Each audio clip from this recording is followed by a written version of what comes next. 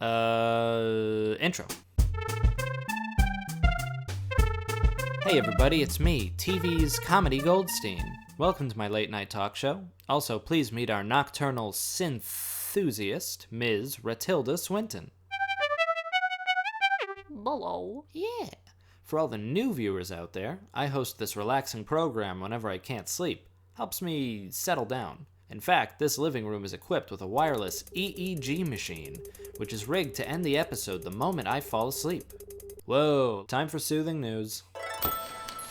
This is where we riff on the quieter, cozier events of the week. Here's some soothing news. The Monkey Man has escaped.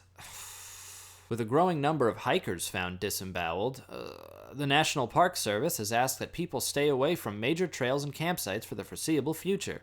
And the joke part, which sucks because now where will I watch those Charmin bears wipe? What? The Senate passed a bill this week that if signed into law would make it illegal to take phone calls on public transit.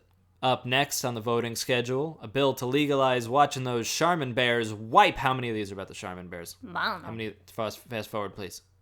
Researchers found Charmin bears wipe. The city of Denver, Charmin bears wipe. And study shows Charmin bears wipe. President's dog, Charmin bears wipe. A man in Rhode Island, Charmin bears wipe. Actor Tom Cruise, Charmin bears wipe. Okay, they're all about the Charmin bears.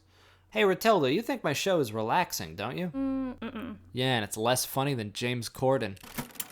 Is that a Corden burn counter? It's kind of a weird choice since he's not on TV anymore, but Okay. You know they make you sign a waiver to get on carpool karaoke? Yeah, because James Corden's farty butt fills the car with a deadly amount of farts. Woohoo! It nearly asphyxiated Lin-Manuel Miranda.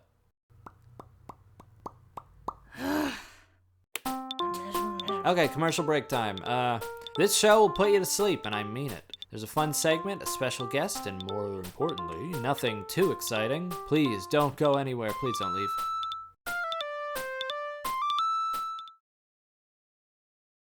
Hey everybody. Before we get to our next segment, James Corden's legal team has asked that I issue a retraction. Mr. Corden does not have a farty butt, nor does he ever fill the car with a deadly amount of farts. We try to be funny on this show, and comedy is hard, and sometimes we don't think about who gets hurt in the crossfire, so for that I deeply apologize. And now that that's out of the way, Lin-Manuel Miranda has the lungs of an ox and would never succumb to fart asphyxiation. In fact, during his carpool karaoke segment, he begged, fingers interlocked in a desperate fashion, for James Corden to fart even more, despite how the air was already dangerously thick with noxious farts. Hope that clears things up. Next, we have I don't know why it skipped 2, anyway. Here's my next segment. It's called Burning the Late Night Oil.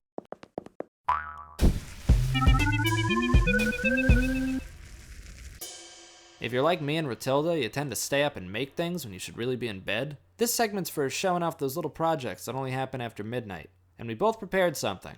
What you got? Ah, what a tasteful needlepoint. Thank boo. And text makes sense since you live in my walls. Good job. All right, my turn. My thing's a little strange and hard to describe, but enough about my wiener? Yeah. So I've been watching that microbiology show, you know, with the amoebas.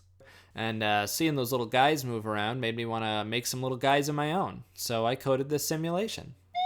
I call them germs, and I'm like God to them. Look, the orange dots are food, the germs move around in random directions, and if they don't hit any food for a while, they disappear.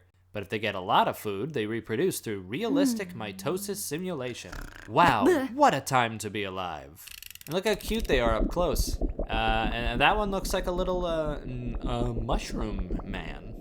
And here's its shiny. At this hour.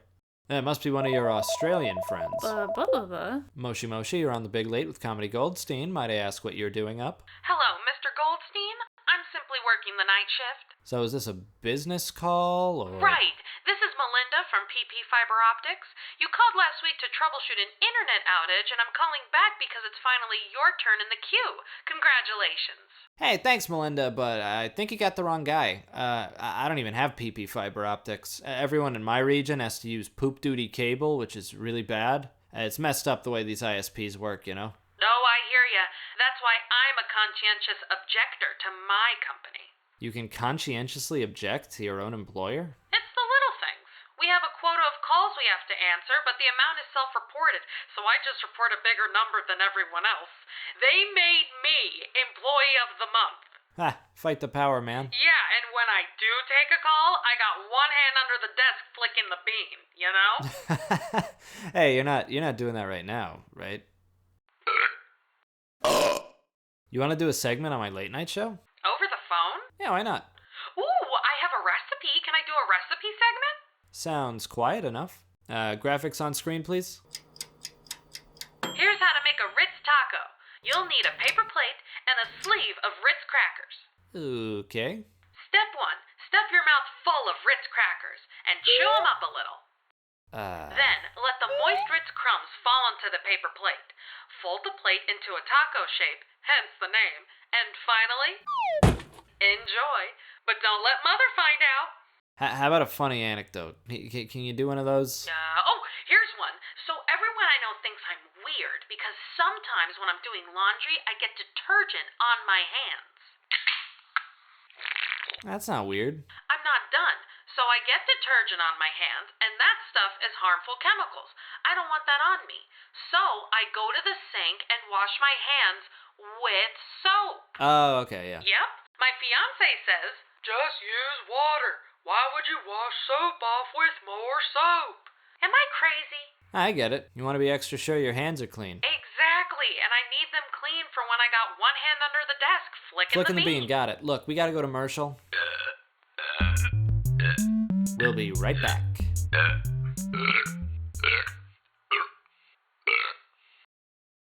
And we're back. We're back. Cool. Our final guest is a master of sound.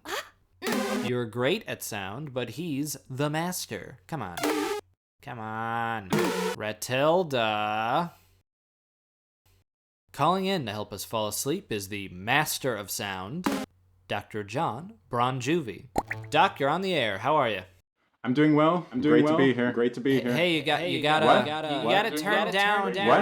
What? Whatever you're watching the show on, you gotta turn down. I Turn down can't the understand a volume. word. Hold on, let me turn down the volume. Maybe that'll help. Is that better? Yeah, it's good. So I understand you're an audio expert and a psychiatrist, and you're gonna show us how to use sound to fall asleep. That is correct. Great, and it couldn't come at a better time, because I'm 4 sleepy time teas in, And nothing has happened yet. That's because regular sleep aids have no sound component. You can't fall asleep without a sound component. Yeah, it's interesting. So No one's ever done that. Okay. The auditory cortex rests within the temporal lobe, which is the part of the brain responsible for encoding memory.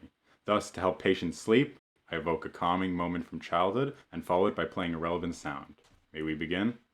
You got it. Good. Now close your eyes. Here's my most popular scenario. Picture yourself as a child at a 4th of July barbecue.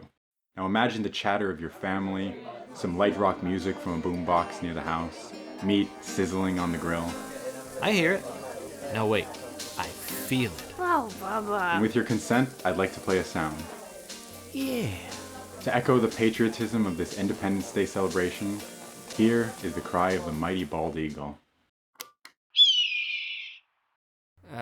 Really don't want to be rude, but I think you played the wrong sound. No, that was the mighty bald eagle. No, that was the red-tailed hawk. The button is clearly labeled bald eagle. I would appreciate it if you stopped playing expert and let me... Playing expert. My guy, I worked a whole summer organizing wave files for the Cornell Bird Sounds Library. And no, I didn't go to Cornell, I just did the bird sounds thing, but that should be enough. Listen, asshole. You want an accurate animal sound? Here's one for you. It's me, TV's Comedy Goldstein, and I poop, I duty, I pee pee. Wow, I duty. real mature. I don't even have a butt. I don't even have a wiener. Where do you get your Pee-pee, doctorate? Duty, poop. Where do you get your Duty, doctorate? poop, Where do you get your duty, doctorate? poop, Where did you get duty. your Am I doctorate? the only one who thinks Slimy from Ghostbuster is kinda, you know? I'm really starting to consider closing Skype. Oh, and there's that stupid counter again. It's like it just goes off whenever. Counter? My friend, I heard something else. Oh, no, that's my Corden burn counter. You know, it ticks every time we so righteously rip on James Corden. Never really worked, though. That's because it's not a burn counter. Oh yeah, Dr. Smarty Pants? Then what is it? I could tell you, but first, admit that I'm right and that I know more about bird sounds than you. Fine. You know more about bird sounds on the condition that you tell me what the counter is. Fine. The counter to which you refer is actually an emergency alert system implemented by the National Park Service. It updates whenever someone reports a monkey man attack. So it counts attacks. Wrong again. The number is how close he is to your location, with 1 being a mile away and 10 being practically at your door. Oh. Okay, well, good thing it's only at 5. Hey, Doc, forget everything. Just tell me what to do. Don't you read the news? There's nothing you can do. But if that thing gets in the house, we're toast. How do we stop it? You can't stop the monkey man.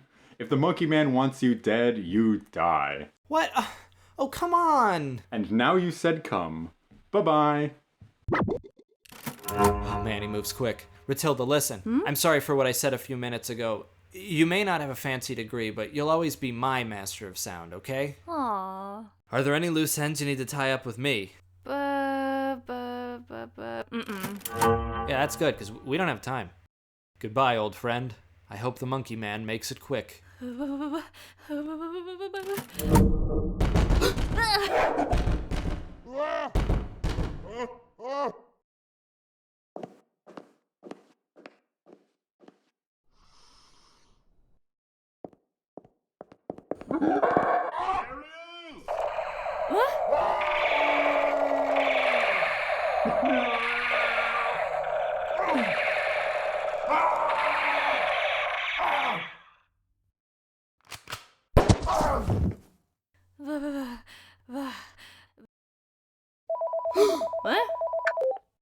Moshi moshi. This is the National Park Service.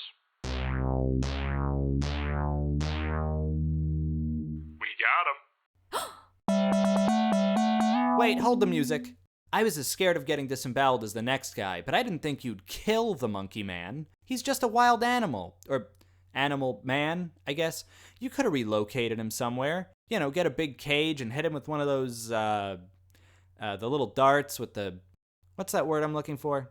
Hot pockets? No, not that. They're called, tranquilizers. That's it! This whole time I should have been drinking tranquilizers. I'll get more mad at you in a minute. I gotta do a funny cup swap.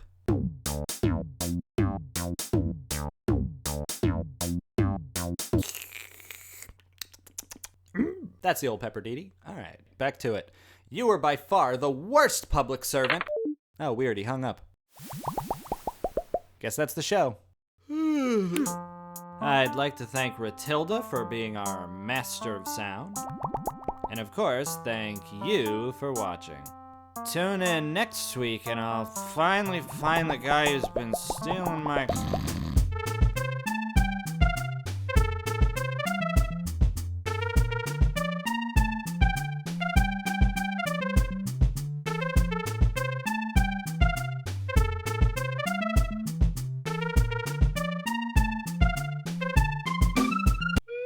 Mork Bingus?